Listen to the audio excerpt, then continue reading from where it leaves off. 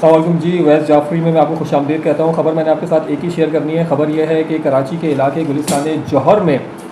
जो लड़की स्कूटी पर सवार थी जिसे डंपर ने कुचला, उसके हवाले से अब मज़ीद क्या अपडेट्स हैं और ये कत्ल किसके सर पे जाता है। आया उनके सर पे जाता है जिन्होंने 2 महीने पहले ही इस रोड को कारपेट करवाया था, या फिर कुदरत के सर जाता है कत्ल जिसने 4-5-6 मिलीमीटर बारिश करके सड़क को गड्ढों में तब्दील कर दिया, या फिर यह कत्ल उनके सर जाता है जो कराची में इस वक्त सबसे बड़े बदमाश बने बैठे हैं। और जब बात की जाती है डंपर माफिया की या टैंकर माफिया की, तो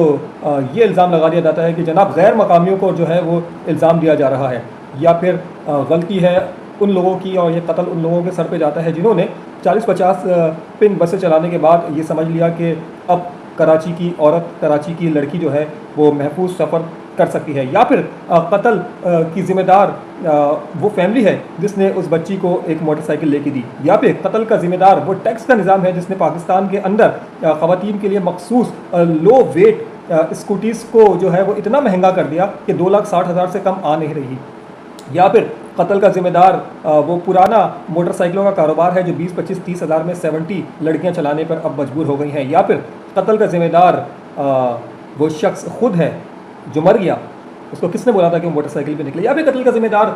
वो कराची वाला है जो चिंची में चलती हुई लड़कियों से छेड़छाड़ करते हैं, कभी उनका मोबाइल छीनते हैं, कभी उनका पर्स छीनते हैं, और लड़कियों ने चिंची में बैठने को खौफ से ताबीर कर दिया है। आखिर सारा का कत्ल किसने किया और सारा किस तरह से इस हालत के अंदर आ गई कि शायद इसका चेहरा भी पहचाना नहीं गया। गुलशन इकबाल ब्लॉक 10 की रहने वाली सारा तालीमी एतबार से मास्टर्स की डिग्री मुकम्मल करने के बाद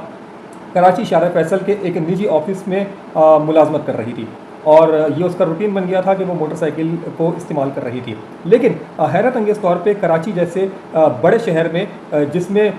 MKM जैसी जमात की नुमाइंदगी मौजूद हो, जिसके अंदर पाकिस्तान पीपल्स पार्टी के चेयरमैन का घर भी हो, जिसके अंदर पाकिस्तान पीपल्स पार्टी के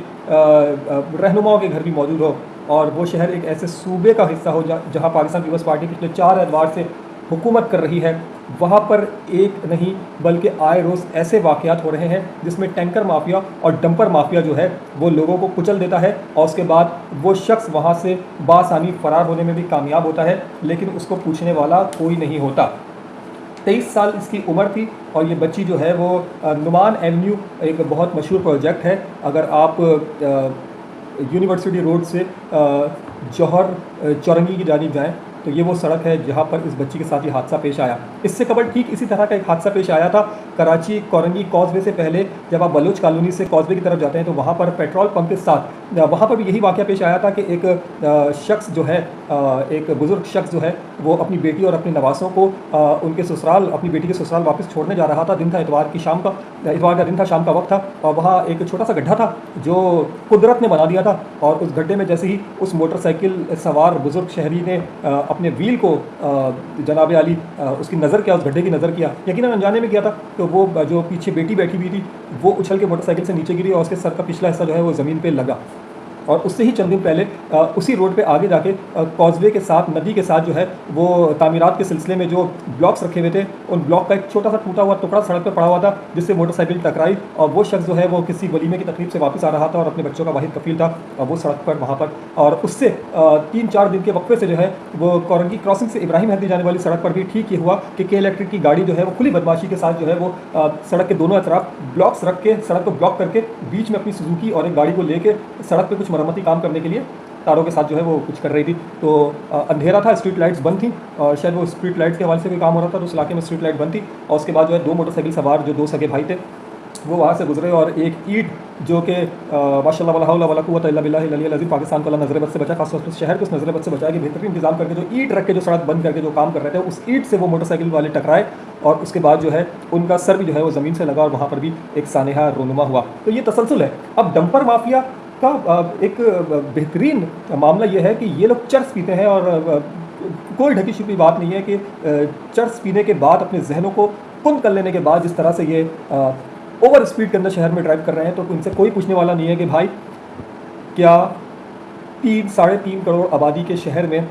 कोई ऐसा निज़ाम मौजूद है कि जिसके तहत पानी के टैंकर को रात 11 बजे के बाद सड़कों पे लाया जाए, या बजरी के डंपर को जो है वो रात को सड़कों पे मूव करवाया जाए, ताकि कम से कम सड़कों पे चलने वाले जो कीड़े मकोड़े हैं, 3-3.5 करोड़ कीड़े मकोड़े, इनकी जानों की हिफाजत की जाए। या फिर हाथियों को आज़ाद छोड़ देना चाहिए, और ऐसे हाथी जो नशा करके पागल हो जाते हैं, ठीक है। लेकिन आप बोल नहीं सकते, आप बोलोगे तो फिर ये होगा कि आप जो है वो गैर मकामियों के खिलाफ कोई बात कर रहे हैं, और उसके नतीजे में ये होगा कि आपके ऊपर लगेंगे इल्ज़ामात, आपको मिलेगी धमकियाँ, और अगर उनके हफ्ते चढ़ गए तो आपको मार मार के सीधा कर देंगे, क्योंकि आप हो कराची वाले, ठीक है ना। अभी गाली देने का तो कुछ बनता नहीं है। अच्छा जी, एक इंतहाई ज़बरदस्त किस्म की जो है ना वो जिसको कहते हैं ना वो धमाका खेज़ खबर ये है कि कराची नेशनल हाईवे पर जो है, ये मैं पढ़ के सुनाता हूँ आपको, मलीर नदी और उसके अतराफ से जो है वो रेती बजरी का गैर कानूनी धंधा जो है धंधा वो एक बार फिर शुरू हो गया। और डीसी मलीर ने कमिश्नर कराची को एक लेटर लिखा है, और उस लेटर में क्या लिखा है वो मैं आपको बताता हूँ। मेरी तरफ से कोई इल्ज़ाम नहीं है, कबाड़ी के साथ क्या हो रहा है, मोटरसाइकिल की स्क्रैप पे कौन इन्वॉल्व है कौन नहीं है, ये मंशियात में कौन इन्वॉल्व, मुझे कुछ नहीं पता। मैं बोल रहा हूँ कमिश्नर कराची को जो लिखा गया लेटर है वो मैं आपको सुना रहा हूँ। उनका कहना है कि मलीर और उसके अतराफ में बजरी चोरी की शिकायत मौसूल हो रही है, और लेटर के मुताबिक SHO minus and mineral local police mafia की सरपरस्ती कर रहे हैं। तो SHO साहब की इज़्ज़त कीजिए, उनको दोनों हाथों से सलाम कीजिए, और जितनी हो सके कराची की मट्टी चोरी कर करके बेचो, इनको पालो, इनको चरसे पिलाओ, इनको बोलो कि ओवर स्पीड करें, और 20 फीट के फासले पे भी सारा नज़र आए तो कुचल दो। 23 साल की लड़की ही मरी है, MA ही किया था, अभी नौकरी कर रही थी, कुचल दो, जितने मिले सबको कुचल दो। कीड़े मकोड़ों का क्या काम है सड़क के ऊपर, जब हाथी चल रहे हैं तो कीड़े मकोड़ों का तो कोई काम नहीं सड़क के ऊपर। हाँ, आपने पिंक बसें बनाई, आपने ग्रीन बसेस बनाई, और आपने 3.5 करोड़ की आबादी के लिए 70-80 बसों का तोहफा दे दिया। 70-80 बसें कराची के अंदर चल रही हैं। आपने कराची आने वालों को ये हाल कर दिया है कि मोटरसाइकिल पे सवार 2 लड़के आते हैं, और चिंची वाले भी मुलविस होते हैं या नहीं होते, और चिंची में यूनिवर्सिटी, कॉलेजेस और दफातर और इंस्टीट्यूट और जहाँ से भी आने जाने वाली जो कम उम्र बच्चियाँ होती हैं, उनके मोबाइल छीने जाते हैं, उनके पर्स छीने जाते हैं, क्योंकि लाजमी बात है उनके हाथ के अंदर होता है चिंची। लड़कियों ने चिंची में बैठना छोड़ दिया। आपने पिंक बसेस चलाई, आपने ग्रीन बसेस चलाई हैं, लेकिन भाई ये 3.5 करोड़ का शहर है, दुनिया के पता नहीं कितने मुल्कों से बड़ा शहर है, कीड़े मकोड़े रहते हैं, कीड़े मकोड़े। डीसी मलीर के लेटर की मैं बात कर रहा था, मैं यहाँ से वहाँ चला जाता हूँ। मतन के मुताबिक जो है, यानी कि उसकी जो लिखा है कमिश्नर कराची को डीसी मलीर ने, उन्होंने लिखा है कि सिंध हाई कोर्ट की जानिब से कराची में रेत बजरी निकालने पर पाबंदी आयद है। सिंध हुकूमत की जानिब से दफ़ा 144 के निफाज के बाद रेत और बजरी निकालने पर पाबंदी आयद है। ये दफ़ा 144 जो है ना, ये मजाक बन के रह गया, बार दफ़ा 144। डीसी मलीर ने माफिया की सरपरस्ती करने वालों की निशानदेही और कार्रवाई का तस्करा किया, और कहा कि मेमन गोड, मलीर सिटी, बिन कासिम, शाह लतीफ़ और गडाब से रेत और बजरी चोरी करके दिन दिहाड़े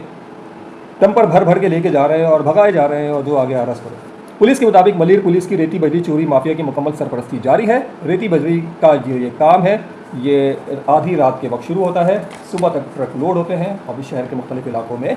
बेचे जाते हैं। बहुत शुक्रिया।